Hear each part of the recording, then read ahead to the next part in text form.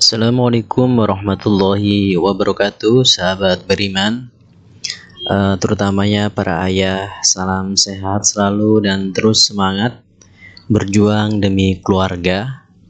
Semangat saya mengganda kalau berbincang soal keayahan, dan dari masa ke masa semesta selalu menghadirkan sosok inspiratif di ranah keayahan.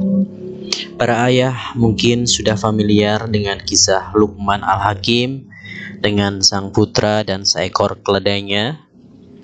Kisah sang melegenda ini dijadikan rujukan dan pelajaran sampai kita, umat di akhir zaman. Diriwayatkan suatu hari Luqman dan anaknya memasuki dari pasar. Luqman menaiki keledai dan anaknya mengikuti dengan berjalan di belakangnya. Lihatlah orang tua itu, masak dia naik keledai sementara anaknya dibiarkan berjalan, bisik satu orang di sudut pasar.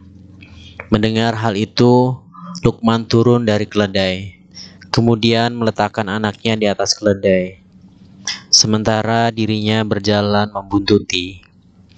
Sungguh kurang ajar anak itu. Dia enak-enakan di atas keledai dan orang tuanya mengikuti dari belakang. Celetuk orang di pasar. Lagi-lagi Luqman mendengar, kemudian menghentikan keledai dan dia naik duduk di belakang si anak, sehingga keledai memanggul beban ganda.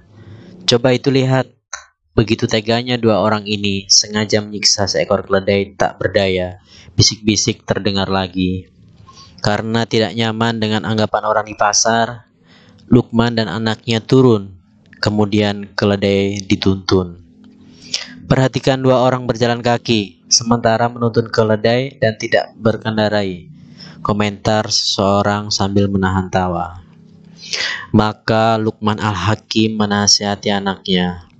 Sesungguhnya tidak ada seorang pun yang lepas dari ucapannya. Maka orang yang berakal tidak akan mengambil pertimbangan kecuali Allah saja. Tidak pun yang mengenal kebenaran, itulah yang menjadi pertimbangannya.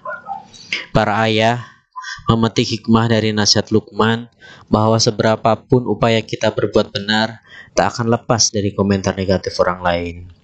Menurut Luqman, selama yang dilakukan kita yakini kebenarannya, jangan hiraukan penilaian orang, karena kebenaran sejati milik Sang Khalik yang menggenggam. Luqman Al-Hakim bukan seorang nabi apalagi rasul, tetapi namanya diabadikan dalam Al-Quran, yaitu di surat Luqman. Ibnu Katsir berpendapat Luqman atau Luqman bin Unakho bin Sa'dun adalah seorang tukang kayu, tubuhnya pendek berhidung mancung. Luqman terkenal dengan nasihat atau pesan kepada anaknya. Di antaranya yang sangat berkesan di benak saya adalah, wahai anakku, tuntutlah rezeki yang halal agar kamu tidak menjadi fakir. Sesungguhnya tidak ada satupun orang yang fakir itu kecuali mereka mengalami 3 perkara, yaitu tipis keimanan terhadap agamanya, lemah akalnya atau mudah tertipu, dan hilang kepribadiannya. Lebih celaka lagi orang-orang yang suka merendahkan orang lain dan menganggap ringan urusan orang lain. Saya kagum dengan Luqman Al-Hakim, tokoh terpenting kelas dunia sepanjang masa. Namanya mengabadi, nasihat-nasihatnya tak lekang ditelan masa. Sosok yang diriwayatkan seorang kayu atau tukang kayu, saya ingat pribadi mulia lain yang juga sangat biasa.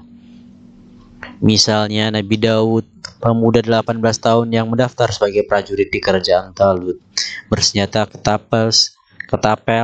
Nabi Yusuf semasa kecil dibuang saudara tirinya, kemudian dijual sebagai budak penguasa di kerajaan Mesir. Dan kisah heroik sepanjang zaman adalah baginda Rasulullah SAW, dari kecil sudah yatim piatu dan menjadi pengembala kambing. Ketika usia menginjak remaja, menjadi pedagang, kemudian dia percaya menjadi tangan kanan saudagar kaya Siti Khadijah, hingga diangkat menjadi nabi dan mendapatkan wahyu sebagai penyempurna risalah nabi terdahulu. Mungkin itu kurang lebihnya sepenggal kisah tentang cerita Luqman Al-Hakim. Semoga bermanfaat, kurang lebihnya mohon maaf. Assalamualaikum warahmatullahi wabarakatuh.